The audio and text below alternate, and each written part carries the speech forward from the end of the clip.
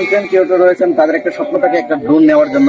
তো আমি শাহিন ভাইয়ের কাছে জানবো যে একটা ড্রোন নিতে হলে আসলে কোন কোন প্রক্রিয়া এবং কিভাবে নিতে পারবে, সে কত টাকা লাগবে, ইভেন এটা চালানোর যে প্রক্রিয়াটা রয়েছে এটা কিভাবে আমরা জানতে পারি কন্টেন্ট ক্রিয়েটরদের জন্য। ভাই আসলে ড্রোন যে বিষয়টা, এটা আসলে যে কন্টেন্ট ক্রিয়েট করলে যে তোমার ড্রোন নেওয়া লাগবে এটা কিন্তু আমার মনে হয় না, ঠিক আছে।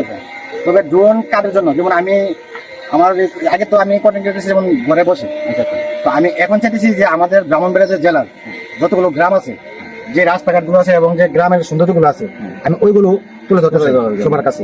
তো এখন যদি আমি গ্রামের সৌন্দর্যগুলো তুলে ধরতে চাইলে আমরা নিচ থেকে যতটুকু সুন্দর উপভোগ করি, আসলে উপর থেকে কিন্তু এর চেয়ে ডাবল বেশি সুন্দর দেখা যায়।